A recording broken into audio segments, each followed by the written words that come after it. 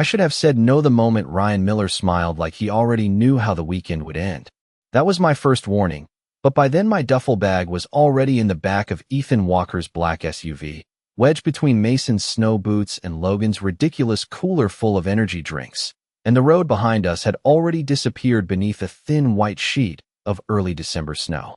I sat in the third row with my hood pulled low, pretending to watch the pine trees blur past the window while my thumb pressed against the scent blocker hidden under the cuff of my sweatshirt. It was supposed to last 48 hours. The label said waterproof, heat-resistant, hospital-grade. The label had lied before. 5 guys in one cabin sounded harmless when Carter Brooks first suggested it in the group chat. Just a quiet weekend outside Aspen. No parties, no strangers, no campus drama. Only board games, bad cooking, and enough firewood to survive a Colorado winter. I almost believed him. Carter was a beta, calm and observant. The kind of person who noticed when someone stopped laughing before anyone else noticed they were hurting. Mason Reed was the opposite. All golden hair, loud jokes, and easy warmth. The kind of alpha who could make a gas station cashier feel like an old friend in under 30 seconds. Logan Hayes had the build of a college linebacker and the emotional control of a lit match, but he was honest, at least. If Logan disliked something, the whole room knew. Then there was Ethan, driving in silence with both hands steady on the wheel, his dark hair brushing the collar of his coat, his gray eyes fixed on the mountain road, as if the storm itself had agreed to move aside for him. Ethan barely spoke, but somehow his silence did not press on my lungs the way the others did. It made space. It made me feel, dangerously, like I could breathe. And then there was Ryan. Ryan, with his soft voice, clean smile, and eyes that lingered too long on my wrists. Ryan, who had known me before I became Noah Bennett. The quiet beta who kept his medical records sealed and never stayed anywhere overnight. Ryan, who leaned back from the passenger seat, glanced at me through the gap between the headrests, and said, "You okay back there, Noah? You look nervous." Mason laughed and said I always looked nervous. Logan told him to leave me alone. Carter glanced at me in the rearview mirror like he was filing the moment away. Ethan did not turn, but his fingers tightened once around the steering wheel. I forced a smile and said I was fine, because that was the first rule of surviving as an unregistered Omega in a world that liked neat labels. Smile. Stay quiet. Pass as harmless. Pass as normal.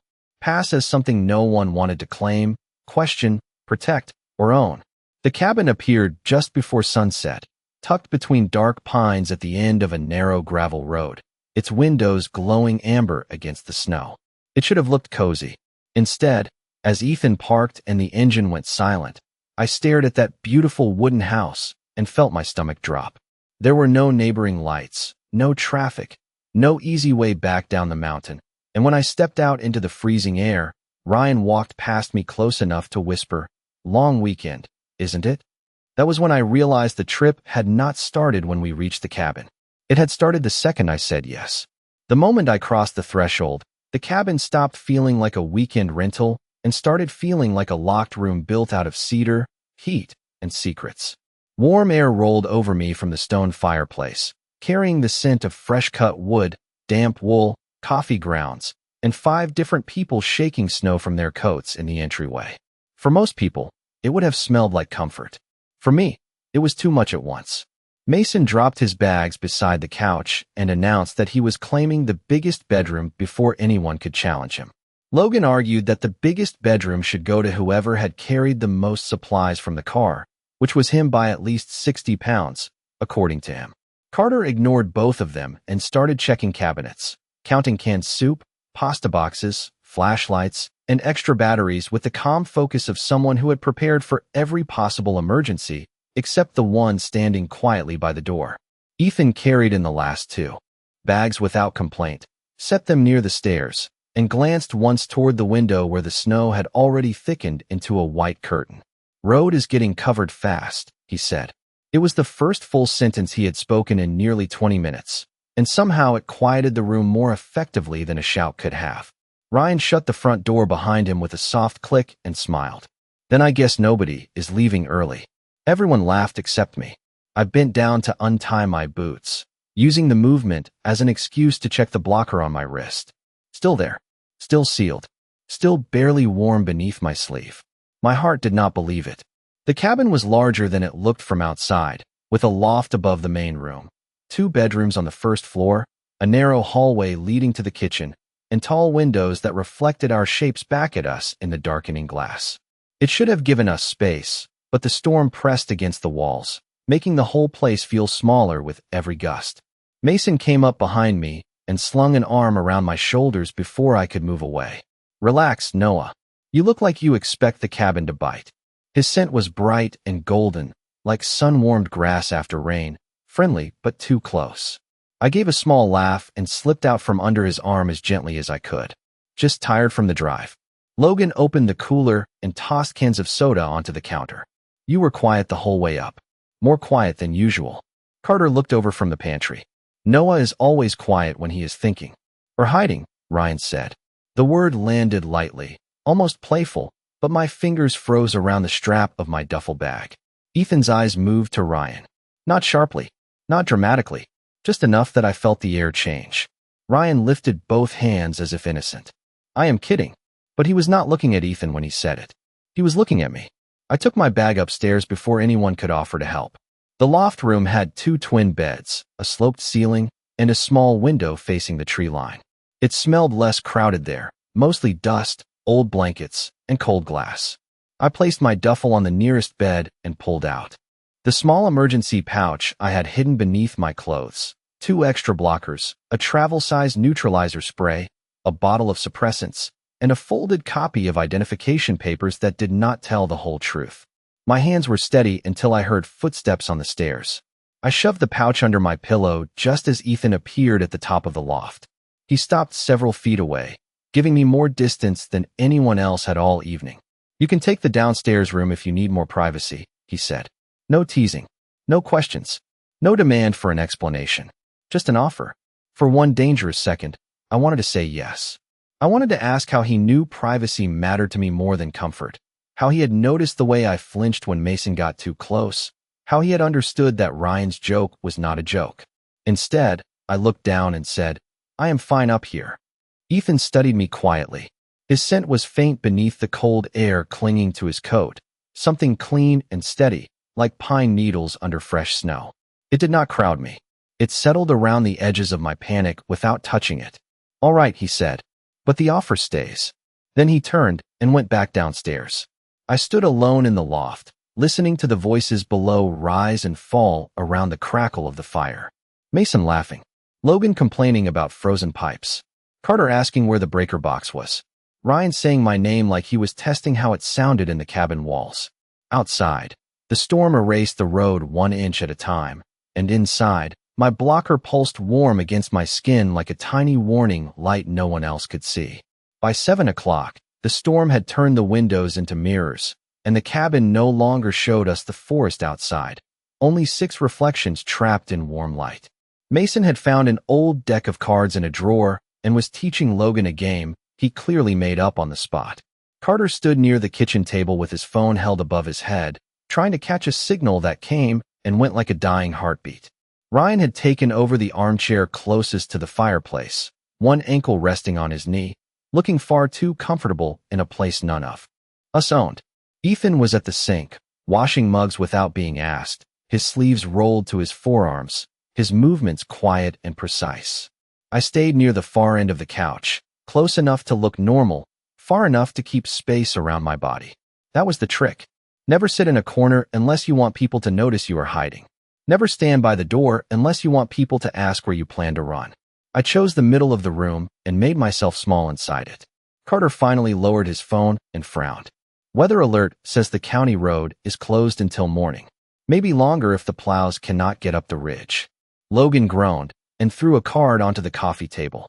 "So we are officially snowed in." Mason grinned. "That is the whole point of a cabin trip." Ryan tilted his head toward me. "Unless someone had other plans." I looked at him, then away, because meeting Ryan's eyes always felt like stepping onto thin ice.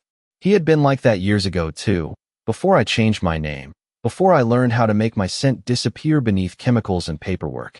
Charming enough that people trusted his smile. Patient enough to wait for fear to show itself. Ethan set a mug down harder than necessary, and the small sound cut through the room. Leave him alone. Ryan's smile did not fade. I am just making conversation. Then make better conversation, Ethan said.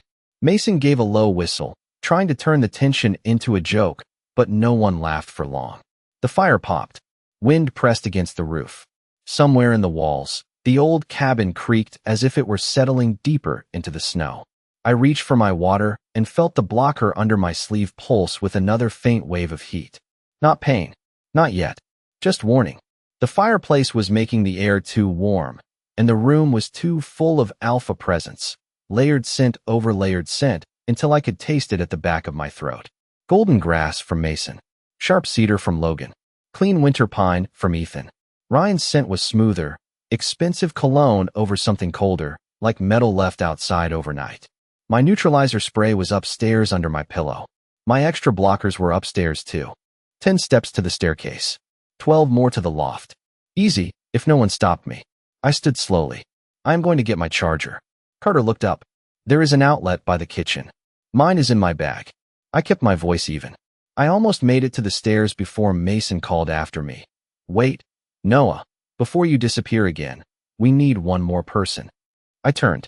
He was holding up the deck of cards with a grin that was too bright for the tension in the room.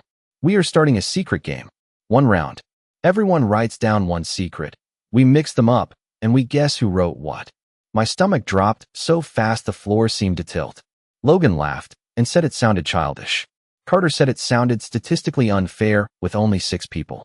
Ryan leaned forward in his chair, elbows on his knees, eyes fixed on me. I think it sounds perfect. Ethan looked from Ryan to me, and for a moment, I thought he would shut it down. I wanted him to. I hated that I wanted him to. But Mason was already tearing paper from an old notebook on the shelf. Passing slips around like this was harmless, like secrets were funny things people kept for entertainment instead of locks on doors they could not afford to open. I took the paper because refusing would have been louder than joining. The pen felt slick in my hand. Around me, the others bent over their slips. Mason was smiling while he wrote. Logan scratched his out and started over twice. Carter wrote one neat sentence and folded it exactly in half. Ryan did not look down at all until the last second. He kept watching me, as if he already knew what my hand would not dare to write. I wrote the safest lie I could think of. I am afraid of deep water. Then I folded the paper until it was tiny and dropped it into the ceramic bowl Mason placed on the coffee table. The slips looked innocent together, 6 white shapes beneath the amber light. Mason shook the bowl dramatically, reached in, and pulled the first one free. He unfolded it, cleared his throat, and read, I am not what you think I am. The room went quiet. My lungs forgot how to work. Because the secret was true, but the handwriting was not mine. Mason read the sentence again, slower this time, as if the words might change if he gave them more room. I am not what you think I am.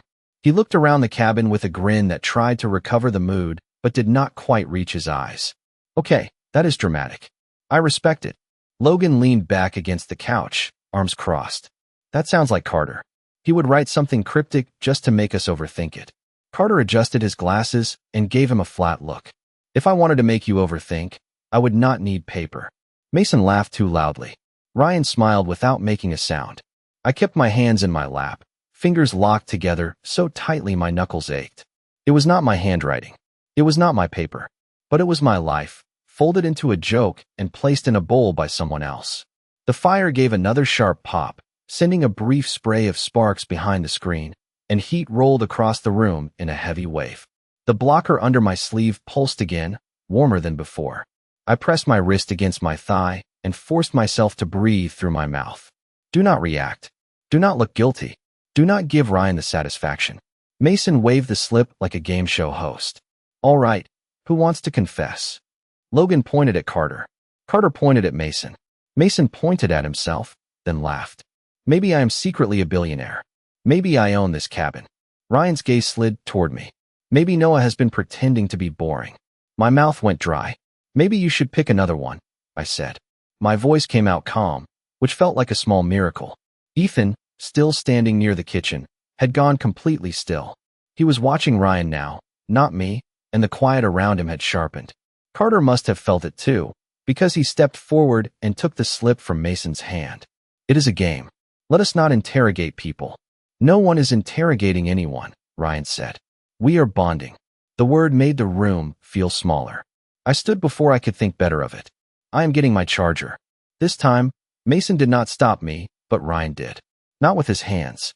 Not even by rising from the chair. Just with one sentence, spoken softly enough that only the people paying attention would hear the edge beneath it. You always run when things get honest. My foot froze on the first stair. For half a second, I was not in the cabin anymore.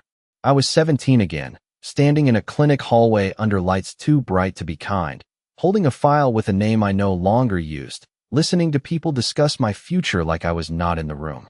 Then the wind slammed against the cabin, rattling the windows, and I came back to the smell of cedar smoke and snow-wet coats. Ethan spoke before I could. Ryan. Only his name. Nothing else. But it landed with enough weight that Logan stopped moving. Carter looked up, and Mason's smile finally disappeared. Ryan lifted his eyes to Ethan with a lazy innocence that did not fool anyone. What? Ethan walked around the kitchen island, each step unhurried. You are making him uncomfortable. I asked a question. No, Ethan said. You set a trap. The silence that followed was so complete I could hear the firewood settling in the hearth. My blocker suddenly prickled under my sleeve, a thin line of heat spreading toward my palm. Panic rose in me, cold and clean. I needed the loft. I needed the spray. I needed distance.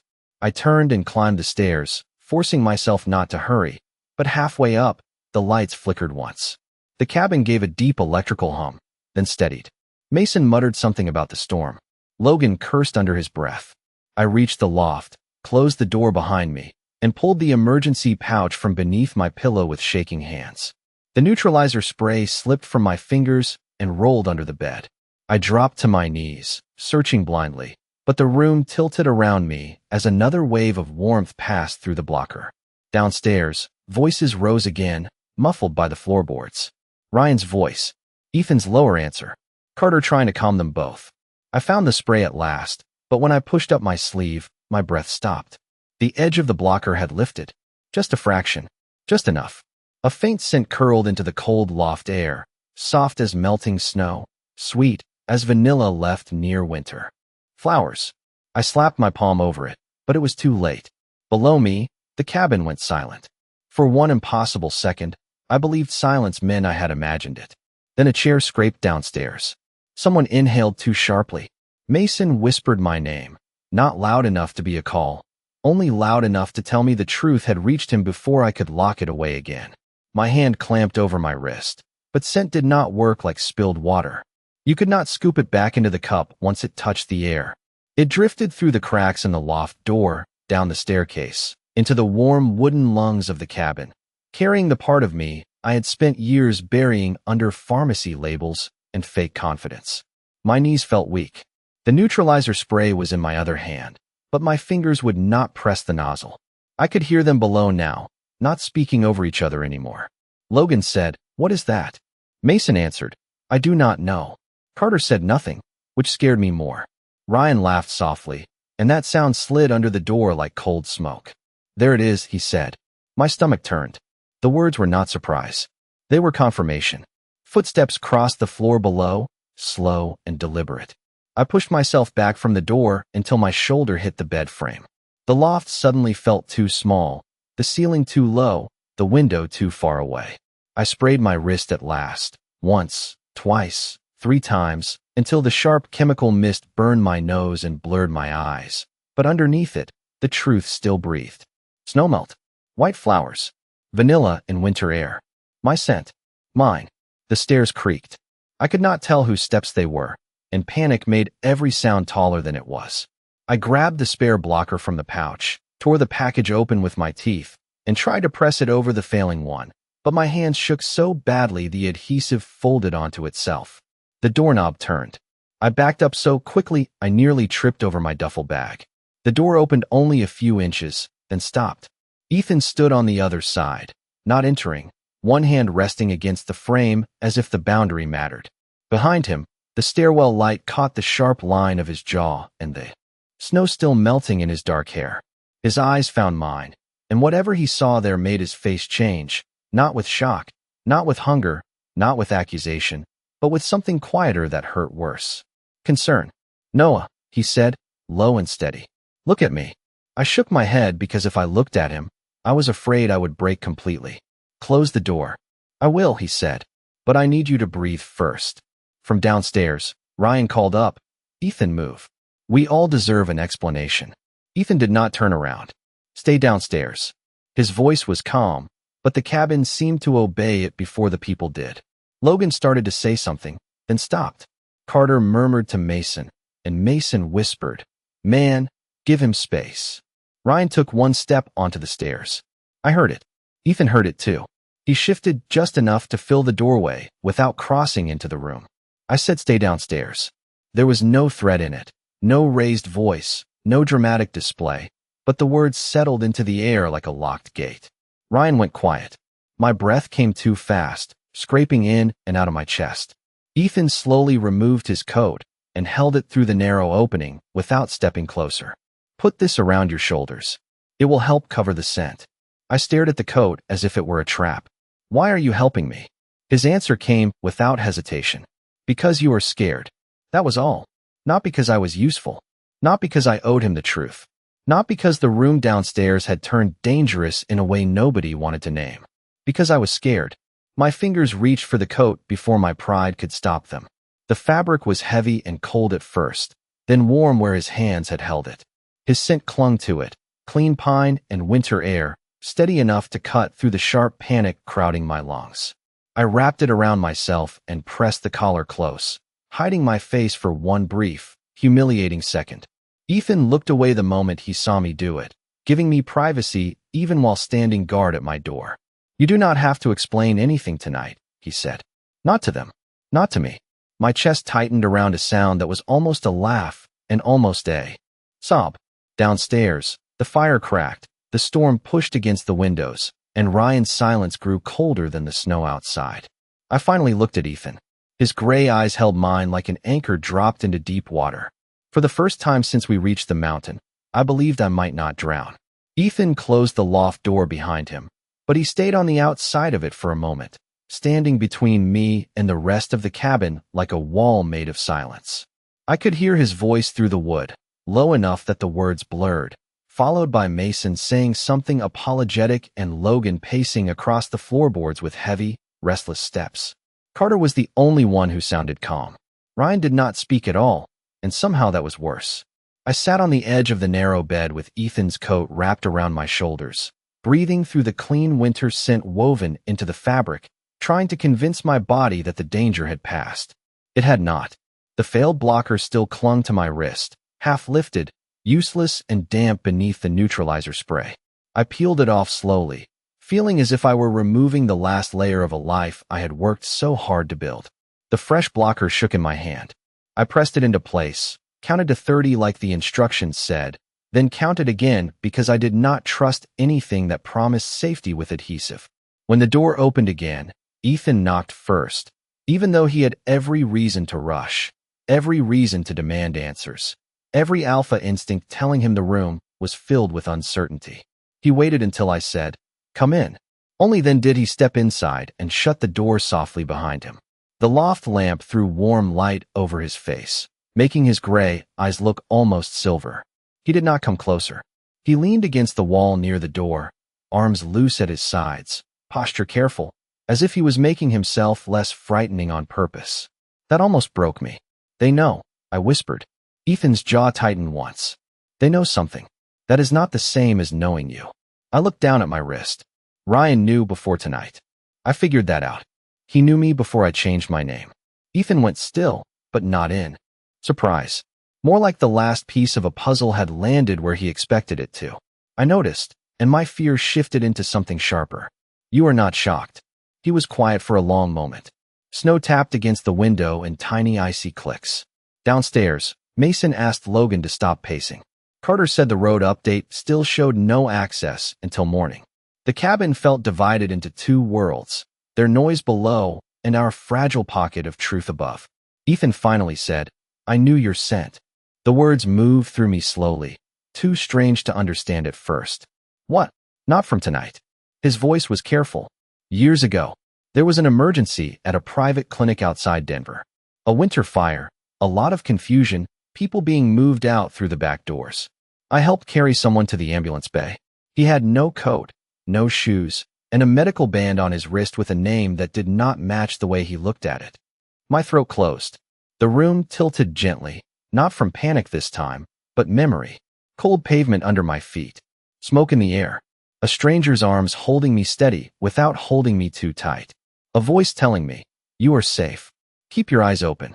I had buried that night, so deep I thought no one else could reach it.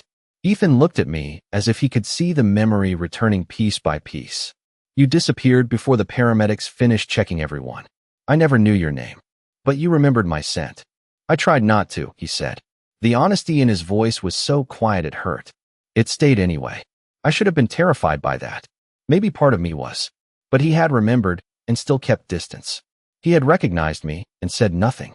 He had stood at my door and offered me a code instead of a claim, privacy instead of pressure, silence instead of ownership. My eyes burned, and I hated how young my voice sounded when I asked, "Why did you not say anything?"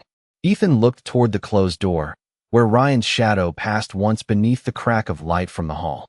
Because a secret like that should belong to the person who survived it.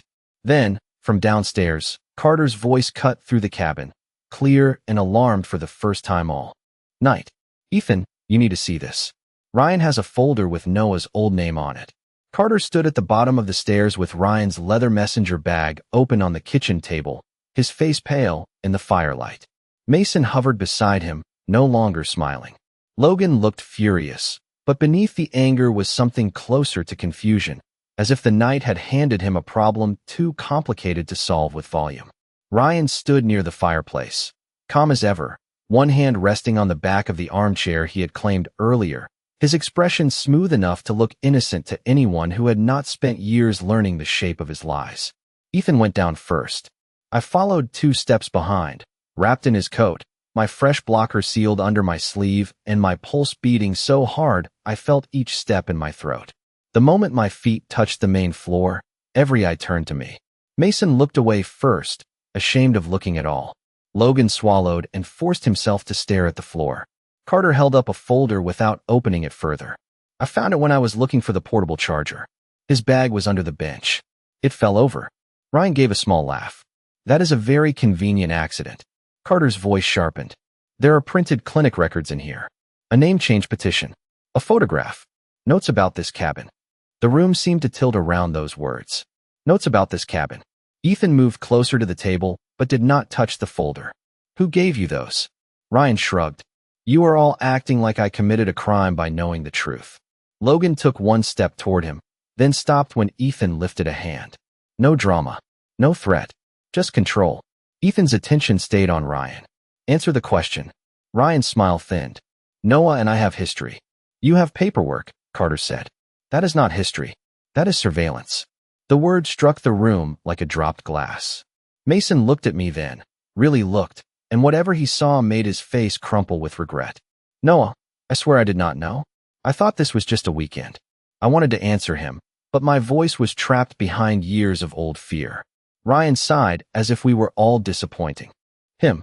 He was always going to be found eventually. People like him do not get to disappear forever. Ethan's shoulders went still. The fire hissed behind the screen. Outside, the wind pressed snow against the windows until the glass looked buried. I had imagined this moment so many times, but in my nightmares I was always alone. A hallway, a locked office, a desk with my file spread open. This was different. Mason looked horrified. Carter looked protective in his quiet, careful way. Logan looked ready to block the door with his entire body. And Ethan stood between me and Ryan, not touching me, not speaking for me, but making it clear that no one would move closer unless I allowed it. That gave me just enough air to breathe. "My name is Noah Bennett," I said. My voice shook, but it did not break. "Whatever name is in that folder is not yours to use." Ryan's eyes flickered, the first crack in his polished mask. "You think a new name changes what you are?" The old fear rose fast, but Ethan's coat was warm around my shoulders, and his scent held steady beneath the smoke and storm. I looked at the folder on the table, at the life someone had tried to drag back into the light without my permission, then at the 5 faces around me. "No," I said, "but surviving did." Carter closed the folder slowly, as if shutting a door. Ethan finally turned his head just enough for me to see the edge of his expression. There was pride there, quiet and fierce, and it steadied something inside me. Then the cabin lights flickered again, harder this time. The refrigerator clicked off. The lamp over the dining table died. Darkness swallowed the room, leaving only the fireplace and the storm. In that red-gold glow, Ryan's smile returned, colder than before. "That is going to make the night interesting," he said. Ethan stepped forward, blocking him from my view. "No," he answered. "It is going to make the truth easier to hear." The power did not come back. The cabin settled into a deeper kind of quiet, held together by the fire's red glow and the low moan of wind moving through the trees. Carter found 2 flashlights in the pantry and set one on the coffee table, pointed at the ceiling so. The light spread softly instead of cutting across our faces. Mason shut the curtains as if the dark outside had become something that could look in. Logan stood by the front door with his arms folded, not because anyone had asked him to guard it, but because he needed somewhere to put his anger that was not on me. Ryan remained near the fireplace, half lit by flame, looking almost disappointed that no one had panicked the way he wanted. Ethan took the folder from the table only after Carter nodded permission, opened it, and read in silence. His expression did not change, but the air around him did. It became colder, clearer, like the moment before snow falls hard enough to erase every footprint. "This is not public information," Ethan said. Ryan gave a small shrug. "Connections exist for a reason. This has medical documents, a sealed petition, and a private address in Denver from 4 years ago." Ethan looked up. "You did not find this. Someone gave it to you." Ryan's smile tightened. For the first time all night, he looked less like a man holding a secret and more like a man realizing the secret had turned in his hands. Carter stepped closer to the table. "Who wanted Noah brought here?" The question moved through the cabin with a weight that made my skin go cold. "Brought here. Not invited. Not included. Brought." Ryan glanced at me, and for a second the polished charm fell away. Underneath it was irritation, old and petty, the kind that came from not being obeyed. "His family has been looking for him." Mason whispered, "Family." I laughed once, but there was no humor in it. "That is not what I would call them." Ethan closed the folder. "Noah decides what they are called." Ryan scoffed. "You met him 2 hours ago." "No," Ethan said, and his voice lowered. "I met him years ago, on the worst night of his life, and even then I understood one thing better than you do now. He was not property." The room went still. My eyes burned, but I did not look away. I could feel all of them turning toward me, waiting, but this time the silence did not feel like a trap. It felt like a door I could open or leave closed. I pulled Ethan's coat tighter around my shoulders and forced air into my lungs. "I was born into a family that cared more about bloodlines than birthdays," I said. "When I presented as an Omega, they stopped asking what I wanted. Everything became appointments, evaluations, paperwork, introductions to people twice my age who talked about my future like it was a business deal." Mason looked sick. Logan's jaw clenched. Carter lowered his eyes with quiet respect, as if looking away could give me back a piece of privacy. I continued before fear could take the words from me. The clinic fire was not where my life ended. It was where I got out. Someone carried me through the exit when I could barely stand. I never saw his face clearly. I only remembered his voice. My gaze moved to Ethan. I remembered feeling safe for 10 seconds, and I built an entire life trying to find that feeling again without depending on anyone.